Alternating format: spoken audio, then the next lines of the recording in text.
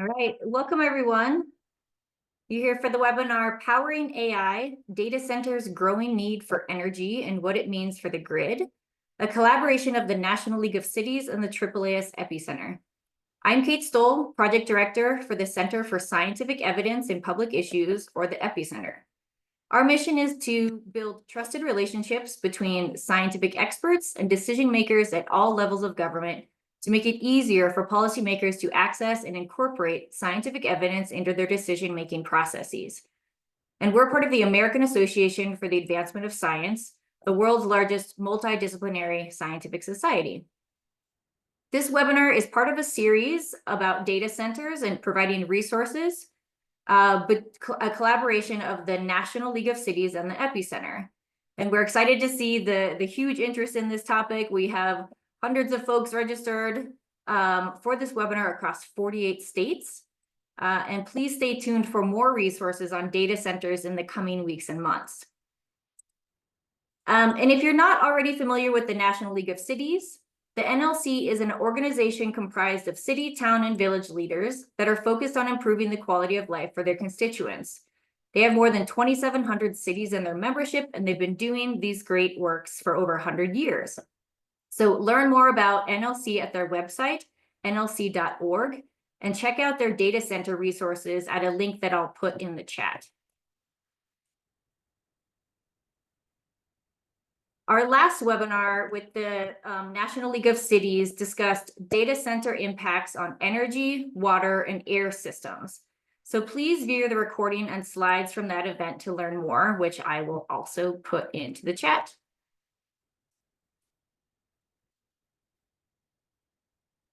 And last but not least, take a look at the NLC and EPI Center fact sheet on data centers.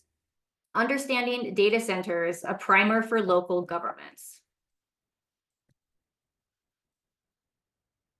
The next fact sheet will briefly summarize the energy and water uses of data centers, and stay tuned for its release later this summer.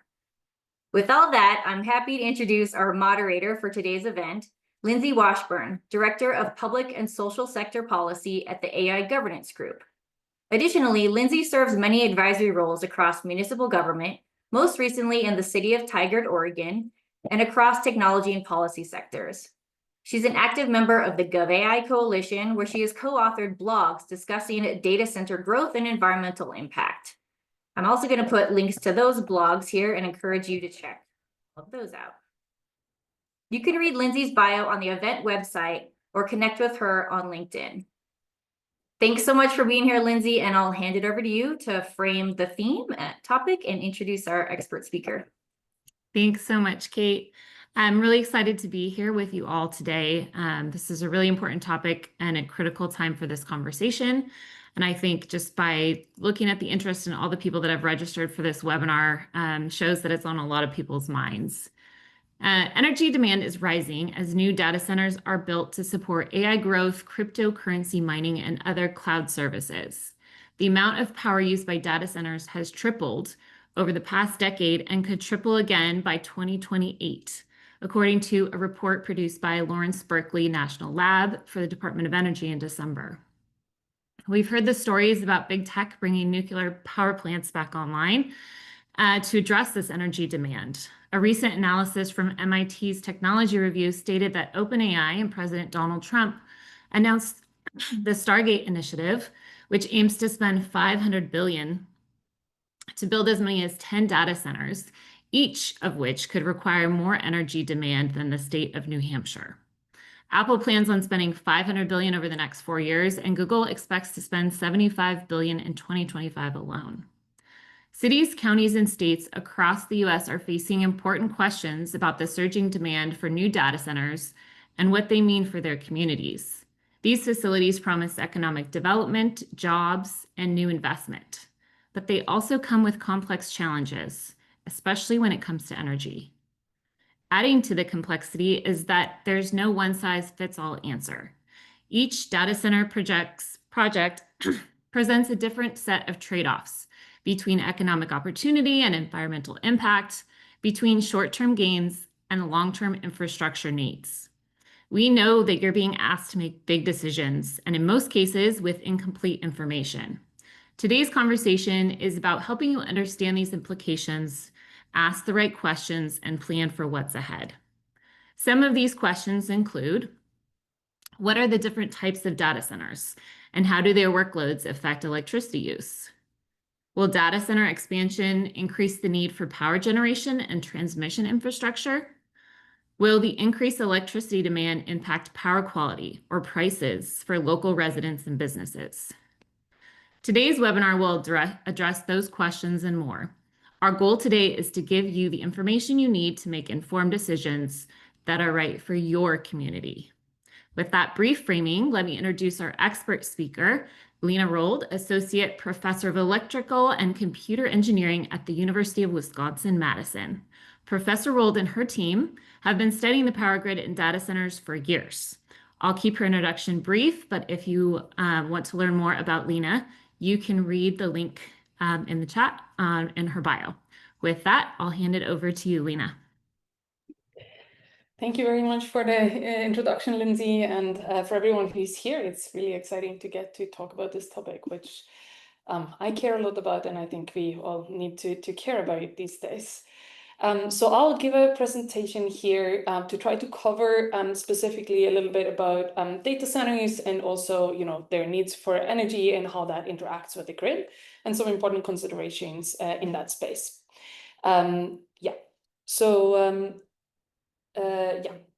Oops. I just need to make sure I can click here. Yeah. Okay. So to start off here, I think it's important to recognize that data centers are an increasingly important backbone of our society. Because data centers are really the physical infrastructure that is needed to support like the cloud, the internet, like different kinds of content delivery, like, I don't know, streaming of Netflix, the Zoom meeting we are currently in. All of that would be totally impossible without data centers. And so these are really things that we want, that we need. Of course, also more recently, we have this AI boom that is helpful in many ways. And also, we are thinking a lot about how to use that well. But in order to enable AI and all of these other things that we are already very reliant on, we need data centers for their compute power. So a data center is like a large warehouse-like building that contains computing hardware and equipment. And there's typically, not too many employees that are in there. There are some engineers, people who do maintenance and so on. But the things that are doing the work in the data centers are really the computers. And so you can see here, there's a little picture on the slide of some of the main important pieces of a data center that is also reflected in the data sheet that Kate shared a link to. So you can see there are things like servers that are the actual computers. You have storage systems that store data. You have networking equipment to make sure that data can move between the parts of the data center where it needs to go, cooling systems, power infrastructure, and then different kinds of security systems. So in these data centers, in order to run them, we need a lot of electricity to keep the computers running. We need a significant amount of land to be able to build these buildings. And then we also need water for cooling primarily. So modern data centers are really water cooled, and that has helped increase efficiency a lot as compared to, for example, air cooling. Okay, so this is just to say data centers are important. But why are we talking more about data centers now than we have before? So computing, as probably most of us recognize, is kind of becoming also increasingly important in our lives. And so if you look back a little bit in time, back to 2010, 2018, in this decade there was a huge increase in computing use. So we were using ever more computing to do ever more things. But there was a very modest increase in the power use that was associated with computing. And how was this possible? Well, there was very major gains in efficiency on the computing side. So we were essentially able to do more computing with less electricity. And so as computing workloads in particular moved from smaller data centers, like that computing room in an enterprise or at the school into the cloud and sort of these larger data centers, it became a lot more efficient because we had gains in, for example, more efficient coolings, more efficient computing hardware, and so on.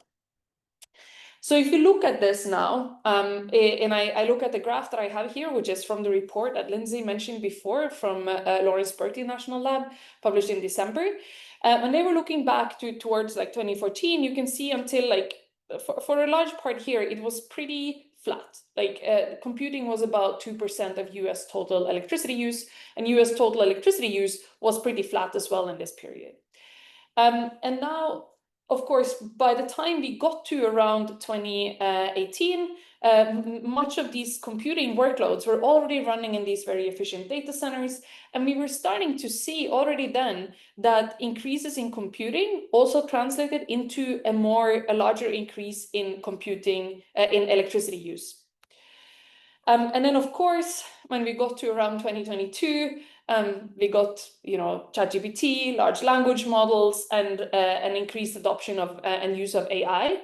And that is what has really supercharged this trend towards building more data centers, new data centers, large data centers that can support the rollout and adoption of AI. And so that is when we are looking forward into the future, and we're looking at this, there's a very wide range of projections in terms of how much power these data centers might be using. But you see at the upper level here, we are looking at data centers consuming up to 12% of the total electricity in the United States by 2028.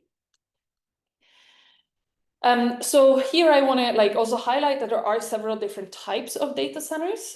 So we have sort of more traditional data centers, like the ones that we've been using before there was AI, you could think of. They are, data centers that support internet traffic, they support cloud computing, content delivery, and so on. And then we have a type of data centers which are, focused more on cryptocurrency mining. Because cryptocurrency also requires a lot of computing power on the back end in order to work. And those are very specific data centers because they run very specific workloads. They have to do a very specific kind of computation for the cryptocurrency mining. And then more recently, we have those AI-focused data centers, which are really a little bit different from the other ones in that they are really built with AI in mind and with the ability to train large AI models and also do inference for those models, or essentially answer queries that are sent to these models. And so essentially in all of these different types of data centers, they really differ in the type of computing workloads that they support. And this means that they have these different kinds of computing hardware, different kind of cooling system, different kind of scheduling algorithms, different kind of ways in which they do computing and also in which they consume electricity. So if you take a step back here and we just think a little bit about the energy use of AI, so what we know is that training and using AI models requires a lot of computing power, which is typically focused on what is called graphical processing units or GPUs or other sort of specialized hardware that is specifically designed to effectively do training and AI models, or also using them after you have trained them. And so you can see here on this figure on the right here that the estimates of how much does it cost in order to train AI models, it ranges in millions and millions of dollars. So this is on the x-axis here is the millions of dollars. Here is the different models. And so you can see that we're talking about $50 million, $100 million just to train those models. So where does that, and this is just in electricity cost. Okay, so what does it mean? Where does all that energy and energy cost come from? Well, so one graphical processing unit or GPU can use up to 1 kilowatt of power when it's running. And to train a large language model, you might need thousands and thousands of GPUs over a long period of time. So this can take weeks. And so during the training process, you spend a lot of energy by running these GPUs over a long period of time. And then once the model is trained, each query to a large language model may use as much as 2.9 watt hours. So every time you, for example, ask ChatGPT something, that answering that query might take approximately 2.9 watt hours. And this is about, to put in context, this is about the amount of electricity that is needed in order to keep a light bulb on for 20 minutes. or it is also 10 times more than a Google search. Now, the numbers that I have on here, these are numbers that have been published and explained. However, it is also worth here to note that the exact power use depends on the type of AI model that is being used and the prompt that you are giving that model. And this is changing quite rapidly as models and technology evolves. And in particular, if you have these like sort of more advanced reasoning AI models, they typically involve higher computing and power requirements. So there's a lot of things that are changing rapidly here, but the bottom line is that using many of these advanced AI models is quite energy intense. Also compute intense. And because we need a lot of computing power for this, we also need new data centers.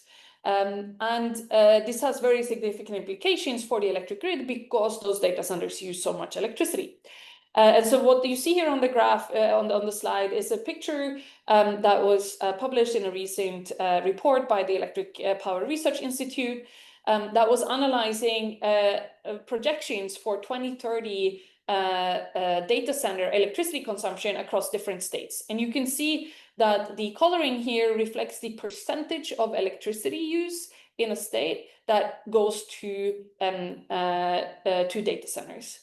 And so I think a couple of things that is worth noting here is that data centers already today consume approximately 25% of all electricity in Virginia. And in these projections that we're looking at here from EPRI, they suggest that more states might see a very significant or higher than 10% share of electricity consumption coming from data centers by 2030. And so data centers used to be really focused on Virginia and sort of the data center alley there, and then has in recent years been spreading out across the country as data center companies are looking for electric grids that have capacity to allow them to be built. So what kind of challenges does this cause for the grid? So first, data centers, they can consume a lot of power, but they can also have very highly varying power consumption. So for example, here in this, what you see here in this graph on the left is the power consumption of a Google data center that is running that is training a large language model. And what you can see here is that the power consumption is quite spiky. And from the top here to the bottom, this is a 15 megawatt change in power use happening very, very rapidly. And so those spikes in power use can impact the grid and can cause variations in voltages, in frequency, and so on, that impacts the power quality for consumers around the data centers. And so there's been some reports that look at consumers that are near data centers and have identified that consumers that tend to be located in areas with a lot of data centers oftentimes see lower power quality. And so this is more like, I would say this is a correlation. We need to better understand some of these causes. But this is one of the challenges that the grid is facing, is that data center loads are different than other users of consumers of electricity. And therefore, that can impact how we need to operate the grid. Another challenge for the grid is just the sheer scale of expansion that is happening here. So if you want to build a data center, one of the first things you have to do is that you file an interconnection request with the electric utility in the location where you want to build your data centers. And so if we now look at the interconnection requests that are coming into utilities, so this is from a survey also done by EPRI, we see that many utilities report having interconnection requests that would significantly increase or even double their peak demand. So what that means is that essentially, if we at the most power we are consuming at any point throughout the year, we would take essentially the same amount of power and then add that in the form of data centers into the same grid. And so those are obviously huge expansions of the capacity of those grids that are happening. And this is happening kind of at scale. You can see here, this is results from a survey sent to 22 different utilities. Not all of them are seeing that large amounts of internet connection requests, but for a significant number of them, there is increases that could be the aggregated capacity of their interconnection requests would be a significant percentage of their peak load. And so in order to meet this demand, these utilities have to now plan to build new generation capacity and also transmission lines in order to bring the power to the data centers. And so one of the big and open questions then become, how much will we need? And the other question is, who is going to pay for it? And so if we dive a little bit more into that question, which I think is really very important, we can sort of first start by saying that how much we will need depends on, of course, the existing grid capacity and how much new loads needs to be interconnected. And so if data centers, for example, have an incentive to be flexible and avoid using power when everyone else needs it, or they are, for example, able to respond to real-time electricity prices, which tend to spike when electricity is scarce, then we might need less infrastructure. So there is some important things that can happen here in terms of trying to and encourage data centers to be flexible and be more sort of better citizens of the grid, if you want. And there are also good examples that this is possible. So it's technically possible for computing infrastructure to be quite flexible. And one of the ways where we have seen, one of the places we've seen that is in Texas with cryptocurrency mining. And so Riot, a cryptocurrency mining company there, has been able to leverage the flexibility in their crypto mining workload in order to actually adapt to the electric grid needs and thereby earning money. In some periods, they have earned more money providing flexibility to the grid than actually mining cryptocurrency. So that's kind of an interesting fact to be aware of. However, I should also mention here that cryptocurrency mining is very different from most other computing workloads in that it is also really flexible and interruptible and usually controlled by one big company, as opposed to, for example, AI inference, where each and every one of us chooses the moment in time we choose to ask, for example, the large language model a question. And so there's some significant differences there and hurdles for other types of data centers to be as flexible, but those are things that are important to explore.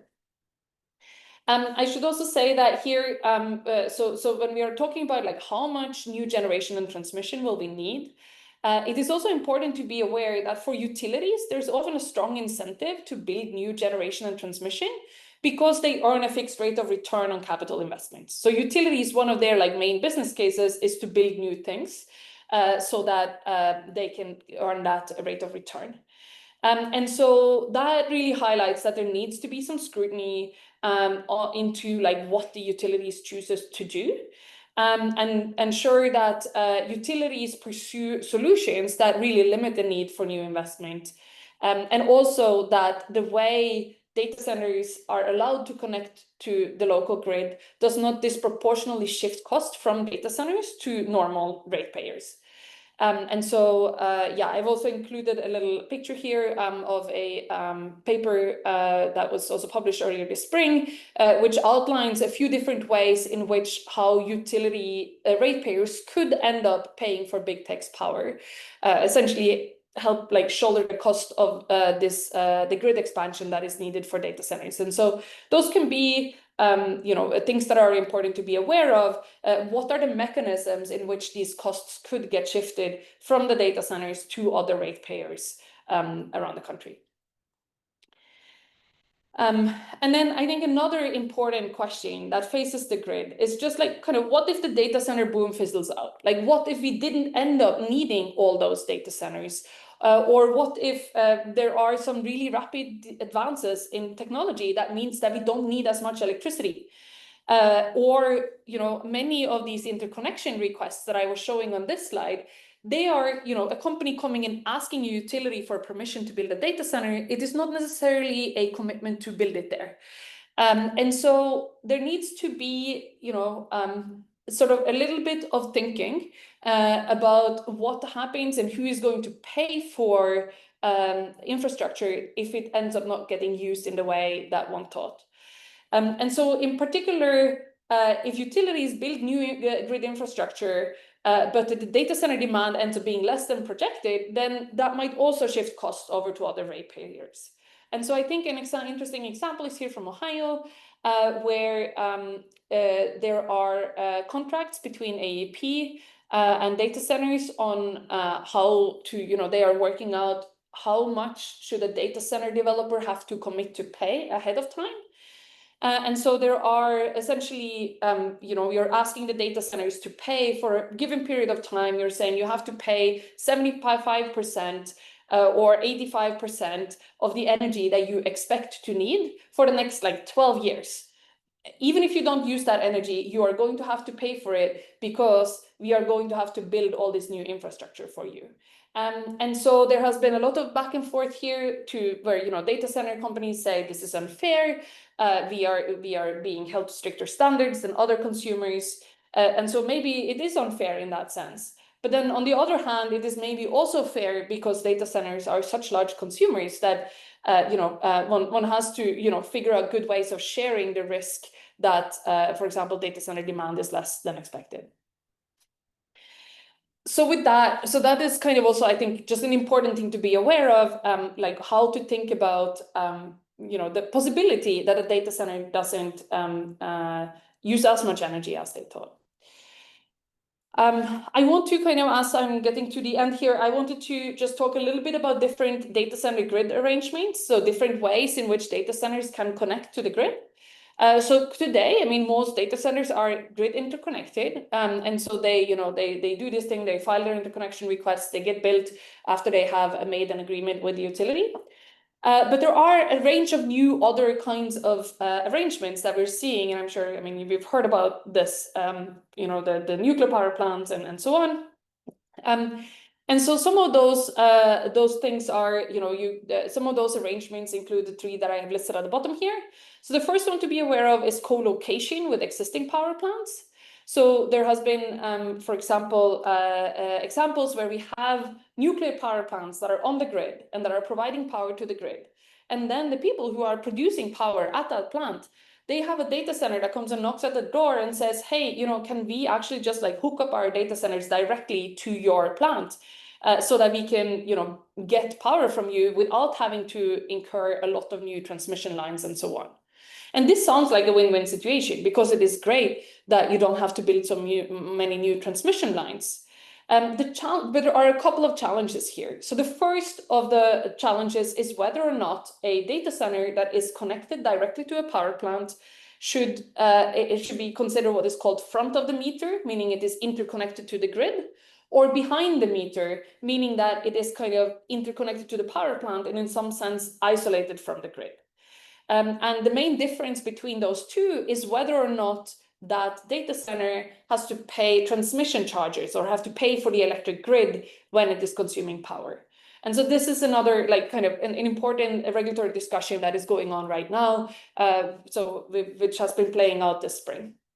The other important thing to know about co-location with existing plants, power plants, is that there are reliability concerns. So if you have many data centers that come and hook up directly to the power plants that are currently giving us power, then there would be less power for the rest of all of us. And so making sure that those connections, co-location requests and connections does not take too much power away from the rest of the grid is also really important.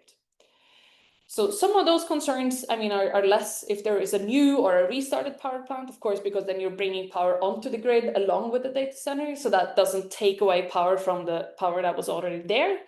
And then there's another, the last bullet here is on energy parks. And those are essentially kind of microgrids. I call it microgrids in quotes because it's so much power that they're not really micro anymore. But those are really isolated places where the data center is not at all interconnected to the grid. It is just directly connected to a power plant and kind of operating by itself. So those are different kind of arrangements that can be helpful to be aware of, that are being discussed in the context of data centers and grids. All right. So just to kind of summarize here, so how can we support AI and data center growth? So essentially, to support data center growth and avoid the public backlash against data centers, I think it is important to ensure that data centers and utilities have incentives to share risk appropriately, particularly in case data centers use less energy than expected or are never built. and ensure that electricity remains affordable and reliable for both the data centers and also existing ratepayers. Pursue flexibility and potentially also co-location to limit the need for new infrastructure, where flexibility can help us reduce the need for new generation, co-location can help us reduce the need for new transmission. And then, of course, I also think, as a person who thinks about the electric grid and power quality a lot, I think it's also important that we make sure that the data center loads are not having power variations that cause power quality issues for other consumers. So yeah, with that, that was my last slide, and happy to go into the discussion part here.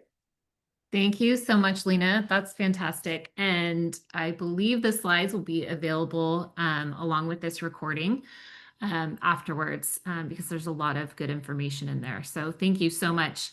We've gotten a lot of questions coming through the Q&A. So just a reminder that if you have any questions, to put them in the Q&A, and then we'll be upvoting them as well. So just to start off, kind of, after thinking through your presentation and that last slide of how we can support this data center growth in a healthy way and these incentives for, utility companies and data centers, what do you see from your perspective, Lena, as, what can local, county, and state government officials do to help incentivize for really thoughtful planning and this demand on the grid? What do you see as kind of their tools? Yeah, I think it is important to ask the right questions and be a little bit be careful. I mean, it's exciting, right? You can have a new data center, you can have something really big getting built. There's maybe a big company, there can be incentives also for the local communities, there can be tax revenue. All of these things are great. But understanding, that, for example, there are also sometimes tax incentives that are being given, what are the trade-offs in terms of, just making sure that the local community actually is benefiting from a data center, and for example, that it's not like, okay, when it ends up making, for example, then getting much more expensive electricity for local customers, or also just like questions of water, land use, all of those. I think just sort of like being excited, but then also being cautious to make sure that it really is the right deal, I think is important. And then I know that, of course, many of the questions that arise in terms of, for example, how electricity rates are set, and what incentives are given to data centers. Those are maybe not as much local issues, often much more more at the state level. But then, of course, representing the communities and the consumers can be very important. Great, thank you. Okay, so the most upvoted question in the chat was, is there research on whether data centers are a viable economic development strategy or in fact have no impact or negative impact on the local economy, given the energy requirements and lower labor number impact? I might start off answering this, and then Lena, feel free to add. I think there is economic development opportunities. So I'm in Oregon, and Oregon has no state income tax, or sorry, has no sales tax. And so cities and counties are getting their revenue from property tax. And there was some legislation passed in the 90s that caps that at certain values that I won't get into. But basically, over time, it's really been limiting cities and counties' budgets. And so one of the economic development opportunities is in the areas that have a lot of data centers, that they're getting, this kind of stable tax revenue from that. So I think, when we talk about this, it's always the pros and cons, right? So now they're getting, tax revenue from property tax from these data centers, but the data centers are, using water and using energy from the grid and taking up land. So I think there are economic development opportunities from the data centers. And Lena, do you want to add to that? I think you covered it well. Okay. Yeah. So another question is, can you discuss the advances in technology that are now being put in place that are in development to reduce electricity use of data centers? Yeah, so I can talk a little bit about that. So there's so there is like there are different kind of buckets of efficiency improvements. So there is efficiency improvements in the hardware alone, like how much if I do a certain computing task, how much energy does that use? Then because that generates heat, there's also questions about like how much cooling you need and so on. And so I think, I mean, I am not a computing person, but I'm an energy person. So I don't know exactly the cutting edge of like, where are we in, like, what is going to be the next step in terms of the computing efficiency. But I know that there is a lot of work. I mean, there's a lot of work and thought that goes into trying to, for example, make cooling systems as efficient as possible. We have here in Wisconsin, we have a data center that was built by Microsoft that was paused in order to redesign the cooling system and try to be also then more careful about, like, for example, water use and these kind of things. So there are, I think it's an ongoing process, and I think we should be very happy that we have companies that actually care about some of the environmental footprint of these data centers as well. I mean, that's and that they have sort of the incentives to try and make it as good as possible. Yeah, and I know the Department of Energy put out some best practices for designing energy efficient data centers. So there's a lot of thought going into it. And I think Kate can put that in the chat if she has it, or I'll add it later. You know, we saw a lot of data centers going into places like Arizona because there's ample sun. And so, then we are using clean energy with solar panels. But then, of course, a lot of sun also usually indicates that they're drought prone areas as well. And so then we have issues with, water consumption. So I think as we're kind of seeing this demand grow, it's really kind of having us look at evaluating our need to be more energy efficient, because it's just growing at a rate, like you showed on that chart, that is really just going straight up. Yeah, and maybe to add to that also, I think that one of the newer developments in the water cooling is that you can have closed water cooling, that you don't need to draw in new water to cool. So that can also help then reduce the water footprint of the data centers. Since we're talking about energy here, I think it's also important to be aware that many of these data centers, I mean, many utilities are thinking, okay, now we need new generation capacity. We need new natural gas power plant. It's like one of the first go-tos for that. And natural gas power plants, as other kind of thermal generating plants, they use a lot of water as well. And so if you kind of count that new generation capacity that might be needed for data centers, then the water footprint becomes even larger. And so, so that's another kind of aspect of that. Yeah. Yeah. Okay, another question. In heat events, how do we balance AI needs with the needs for humans to run air conditioning and having cool zones? Do we need laws to address this issue? Great question. Yeah. Lena?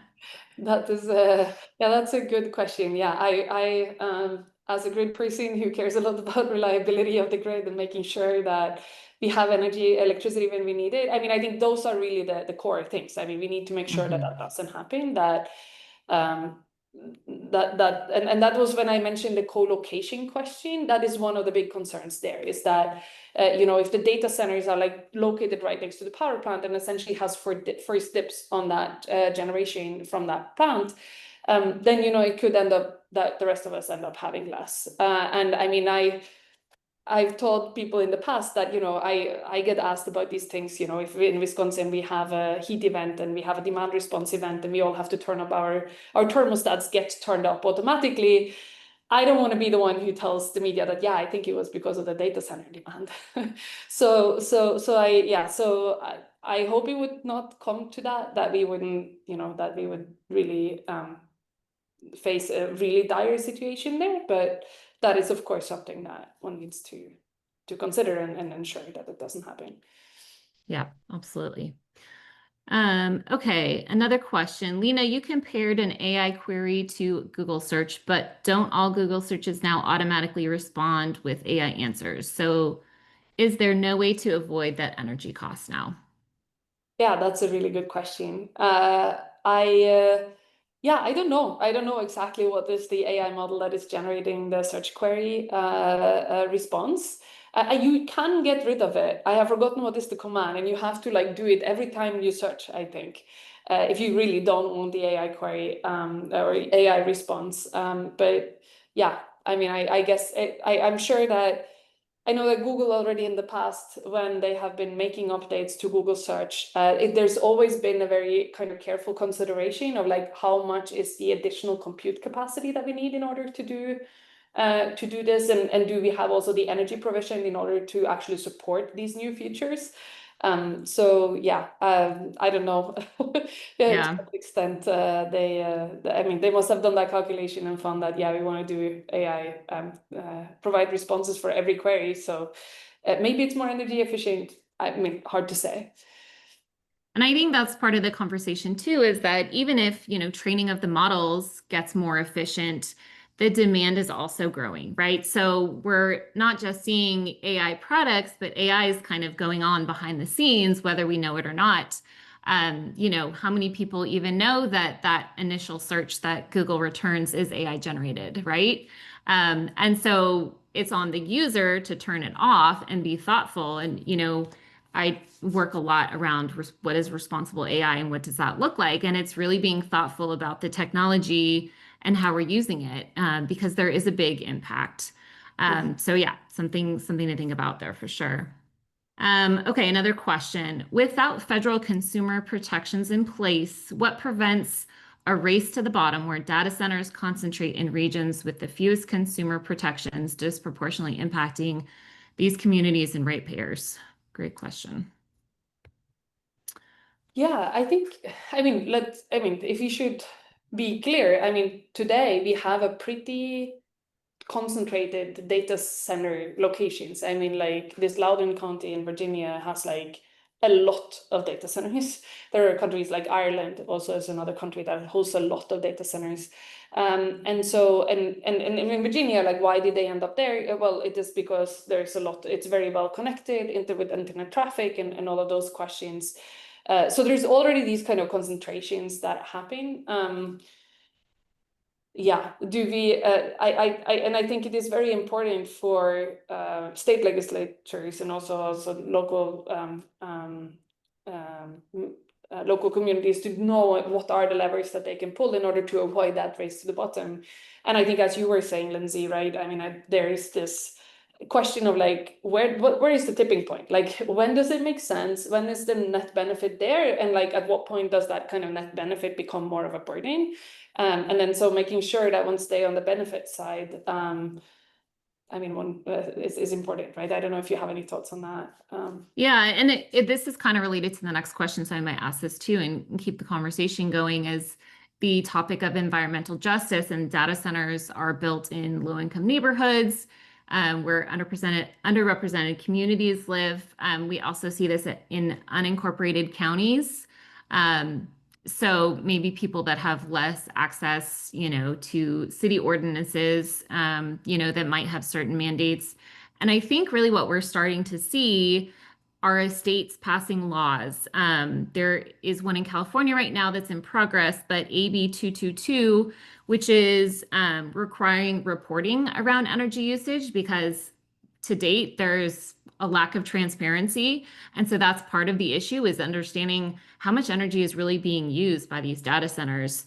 And then also kind of developing energy efficiency standards. And so, and part of that too is being thoughtful about planning and where these developments are going, but also having community input. So if you, or city, county, special district, state, what does that look like? How are you going to get community input about, really asking communities if they want these data centers and what that looks like, and helping them understand those trade-offs as well.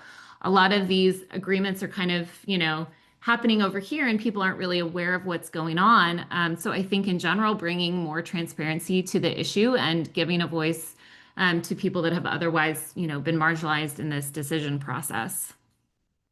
And I saw one question in the chat that was about recent legislation actually in Oregon, and that was House Bill 3546 that has passed.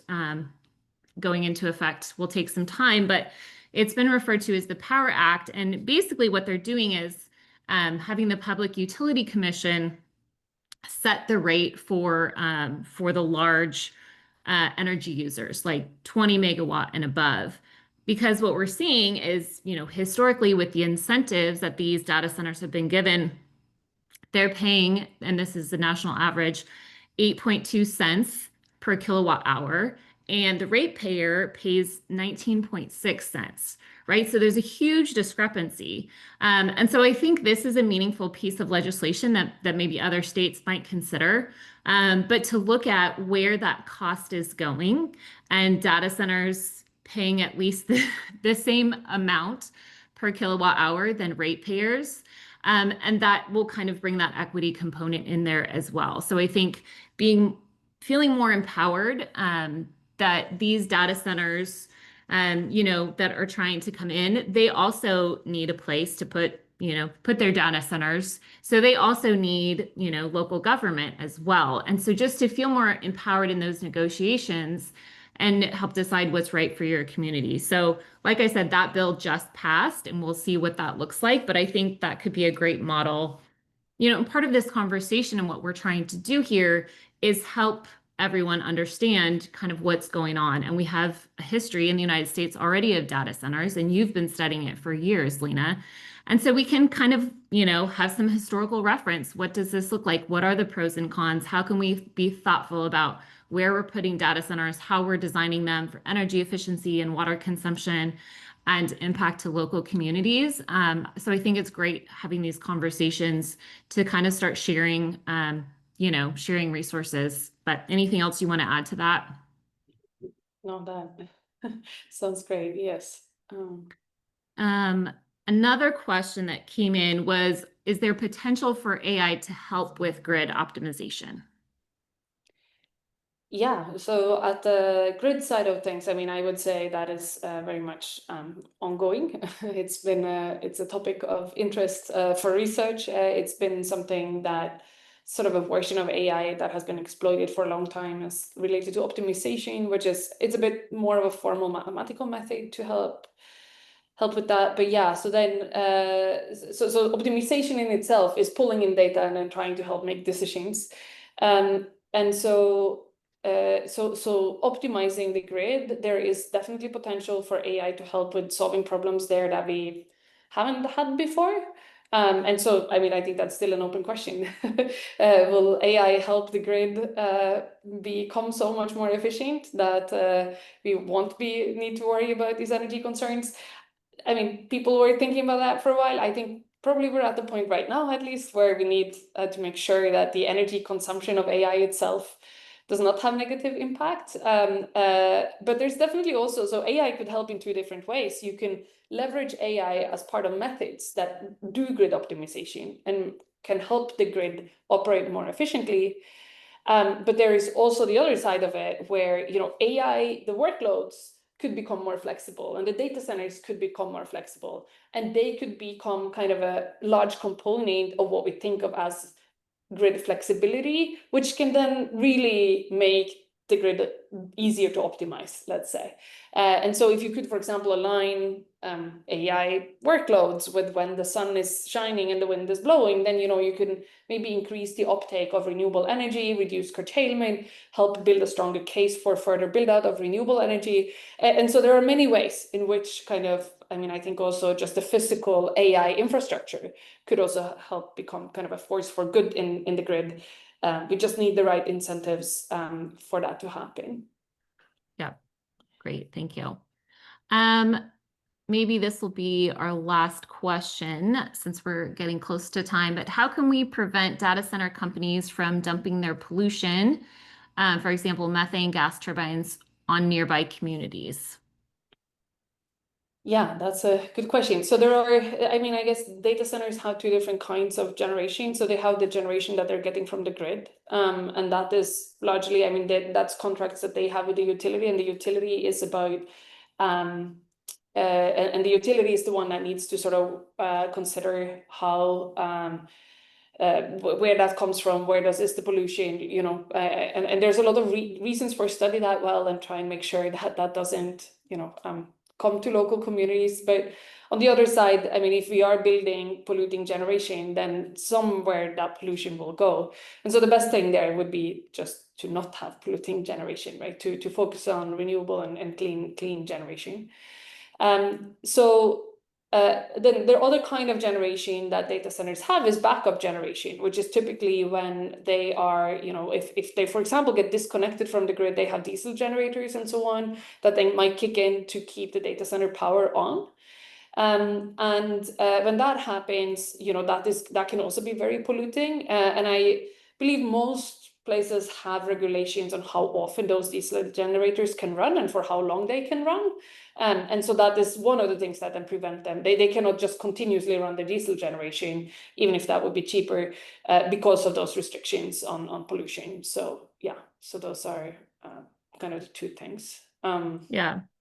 And maybe even in the initial negotiations, you know, coming up with the contract for the data center and thinking through the supply chain and the whole life cycle of that data center, and maybe very explicitly saying where that waste goes, you know, what the plan for it is, you know, to really have that conversation at the very beginning. So we're thinking through that end stage as well.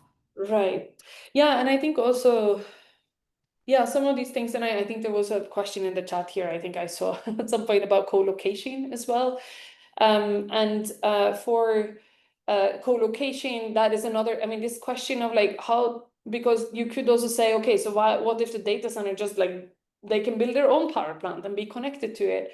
And the grid is a pretty, so first of all, the grid and electricity supply seems very simple. Electricity comes from the plug, right? But there's quite a lot that happens behind the plug in order to make sure that the electricity is always there. And so these questions of like co-location and who is going to pay for, you know, the transmission lines, who is going to, there are other services that comes from being interconnected with the grid. Like, for example, if the local power plant fails that the data center is directly connected to, would the data center then be drawing power directly from the grid? Most data centers would want that because the grid is very reliable. The grid is much more reliable than any individual power plant. But then that means that you're also, you know, relying on you're kind of part of the reliability of the grid, which is then, you know, it is fair if you are part of paying for that as well. And so these are like really ongoing discussions. And I will say, like, on the grid side, there is a lot happening. I mean, the utility industry is kind of I mean, it's a pretty slow industry. Like, things move slowly and kind of with a lot of consideration. But this kind of having these big companies come in and wanting to build so much new things so quickly has kind of forced some of these discussions to kind of speed up. And what we're seeing is that, for example, the Federal Energy Regulatory Commission that I also quoted in my slides, they have now these ongoing proceedings where they have been asking grid operators, power generation companies, data centers, like people for input on how to do this, like how to regulate co-location. And I think that understanding kind of the pros and cons of that and making sure that, again, we are not shifting costs in inappropriate ways is really, really important. But because those proceedings are still ongoing, actually, there's very few data centers that are currently co-located. Like, that's this kind of behind the meter co-location was actually blocked by the Federal Energy Regulatory Commission in PJM recently. So that was in spring, and so now they've entered into this longer discussion on how to do this right. Okay, thank you. Okay, and one more question. Are there significant noise or vibration issues associated with data centers that impact communities? Not that I am aware of, but yeah, I don't know if you have seen any of those, Lindsay. But like I mean, they typically look like kind of large warehouses, and that's so it's not like, I don't know, yeah, a lot of vibration or noise, I think, from there. probably be a Yeah. bad sign if the computers were making a lot of vibration and noise. That would indicate that something is wrong, I think. Yeah. In these cases. Okay, well, we are approaching time. So Lena, thank you so much. Any kind of last words or thoughts that you'd like to share, and then I'll pass it back to Kate. Yeah, no, I think that, I mean, I maybe just want to say, I mean, I think data centers are important. We need to have them somewhere. And because we really, really want the services that they are able to provide to us.